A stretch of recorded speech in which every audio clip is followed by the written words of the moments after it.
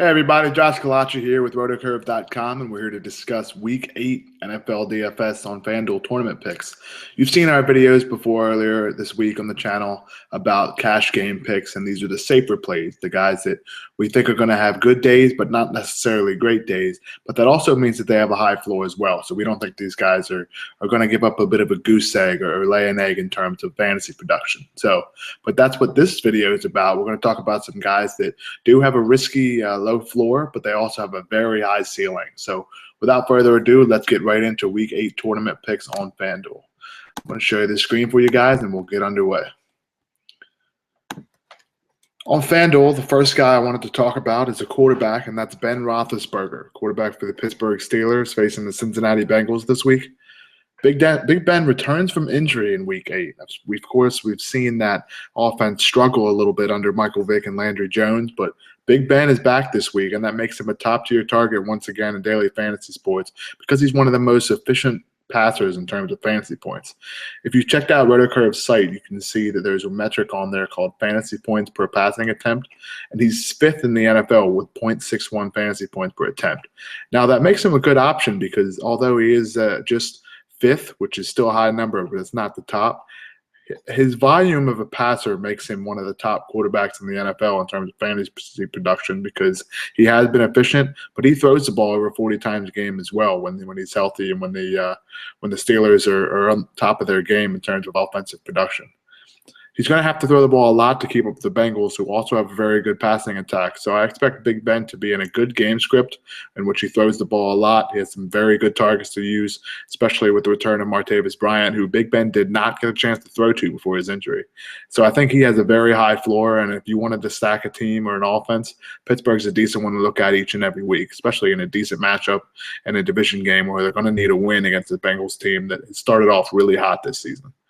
The other quarterback is a cheaper option, and that's Jameis Winston at 6,600 against the Atlanta Falcons. Winston continues to fly under the radar as a fantasy option this season, probably because he's thrown a lot of interceptions. He's a rookie, and he hasn't really had a great real football beginning to the career that he's shown as a number 1 overall pick. But as a fantasy option, he's actually been very good. He averages more FanDuel points than the guys you can see here: Eli Manning, Joe Flacco, Marcus Mariota, and even Matt Ryan. Of course, guys like Peyton Manning, who have really not had good seasons so far. So all these guys are actually priced higher than Jameis Winston. He's priced this week as quarterback 20 with 19 guys more expensive than him.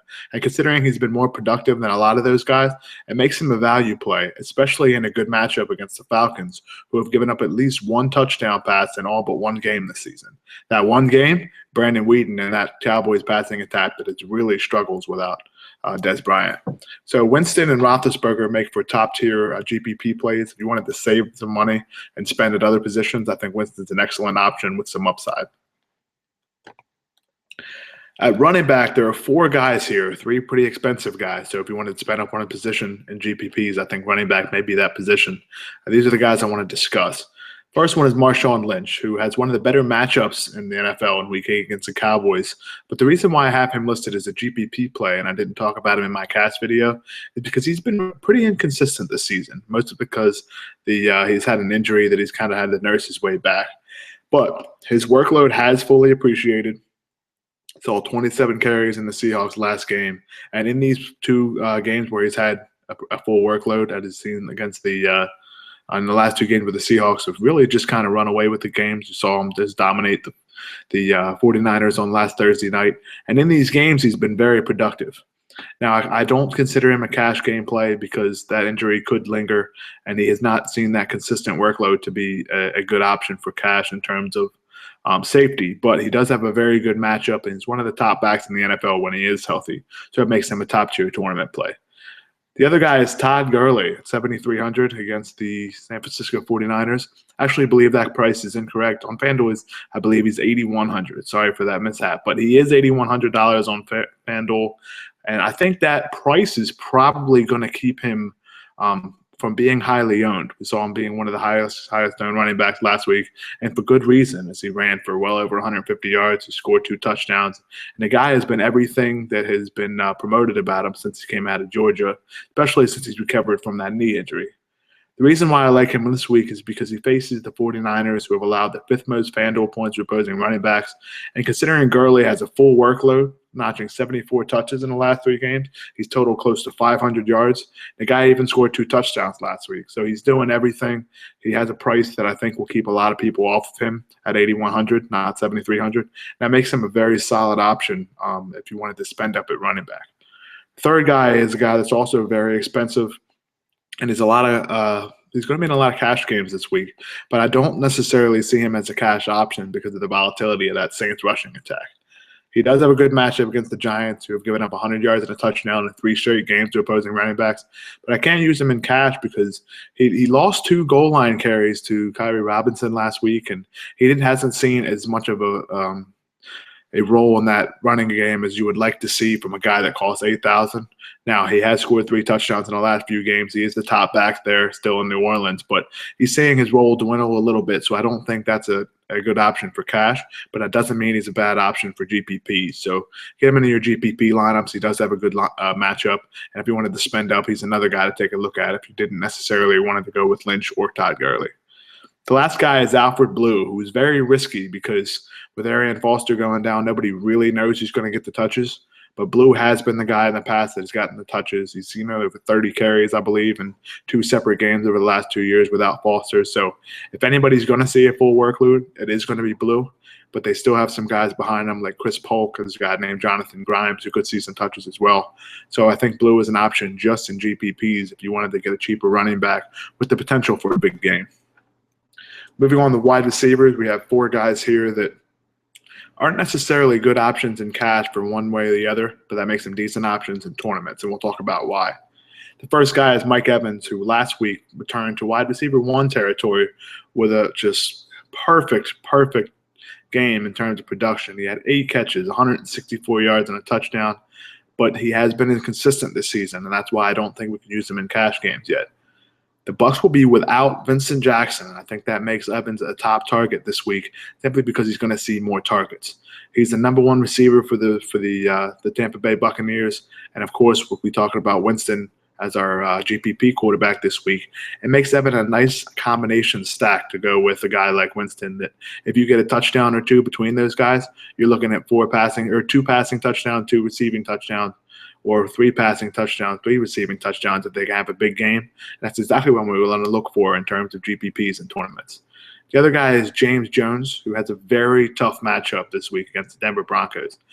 We're not targeting him because of his matchup, but what we are targeting is the fact that he's been a touchdown monster so far for the Packers. I don't think that Aaron Rodgers, who is the matchup against the Broncos this week, is going to be held to 0 touchdowns, and that means he has to throw it to somebody. Is it going to be Randall Cobb? I don't think so, because Chris Harris is probably the top slot cornerback in the NFL, and he will likely be shadowing Cobb the whole game. That means James Jones is there, and we've seen him catch a lot of touchdowns already this year. So I think he makes for an excellent option in tournaments this week, but he does have that tough matchup.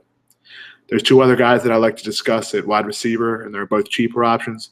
Nate Washington is a guy that had a huge game last week. He had 9 catches for $127 and 2 touchdowns against the Dolphins.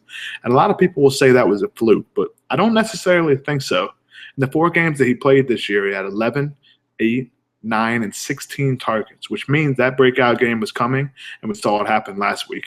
He faces the Titans this week in Week 8, who have allowed 27 catches for just under 370 yards to opposing receivers in the last 2 weeks. So if Hopkins doesn't steal all the targets, which he's very capable of doing, I think Nate Washington could see a couple targets and maybe a touchdown in a good matchup against the Titans. The last guy is a guy that has a tough matchup as a whole, but his individual matchup is something to look at, and that's Marquez Wilson for the Chicago Bears. It's just $5,000 on FanDuel. The number 1 receiver in Chicago is Alshon Jeffrey. There's no doubt about that. He's going to see the most targets in most games, and he's going to see the red zone opportunities. But he's going to be going up against Xavier Rhodes, who's one of the top cover cornerbacks in the NFL. That actually makes Marquez Wilson a nice matchup, or gives him a nice matchup in tournaments, because he's not going to see a number 1 corner. He's going to be on the other side. He might line up in the slot a little bit. And at just $5,000, he's going to have the opportunity to see a few end zone targets, maybe a few red zone targets and slot options if you can see a bubble screen or something like that. And that's going to give him the chance to score a touchdown. Whereas if you're going to see a guy like Alshon Jeffrey, who costs a lot more on FanDuel, he might not have that ability to score. Now, with Wilson being lower owned and he's very cheap, I think it makes for a solid GPP option because he's going to be one-on-one all day long. The last position here, but certainly not least position because it's very important this week with Gronkowski playing on Thursday night, and that's tight end. I want to talk about two guys that are pretty cheap, but they have tough matchups or tough situations. That's the reason why they're GPP options rather than just cash options.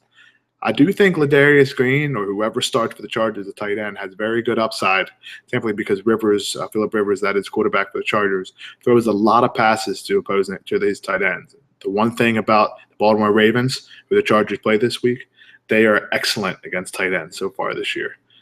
They've allowed just 6 FanDuel points per game through these opposing tight ends, and that's really an incredible number because we've seen some teams that give up touchdowns almost every week, see some teams that gives up catches, yards. So for a team to give up just 6 FanDuel points to a position, that's really saying something, and that defense has been very good guarding the tight end. But Ladarius Green or Antonio Gates, I think it's going to be Ladarius Green this week again with Gates nursing that knee injury. Does have physical ability. He's very tall. He's very quick. He lines up on the inside and the outside for tight ends, and that makes him a little bit of a better matchup than just a standard tight end because he does line up all over the place. At just 5,300, he's going to see a lot of targets, and I look for him to try to catch at least one touchdown against the Baltimore Ravens if everything goes well, and that makes him a top-tier GPP play. The last guy I wanted to talk about this week is a guy that's he's going to be talked about a lot simply because of the matchup that he has against the Oakland Raiders. You've heard us talk about tight ends against the Raiders. And this week is a theory tester. And what I mean by that you can see here, if Cumberland has a successful game against the Raiders, it's basically a foolproof plan each and every week to play tight ends against them because Cumberland really has not been used much, if at all, in that Jets passing game. The Jets throw the ball to Brandon Marshall or Eric Decker, or they run the ball to Chris Ivory, or maybe dump the ball off to Bilal Powell or something. They don't use Cumberland at all.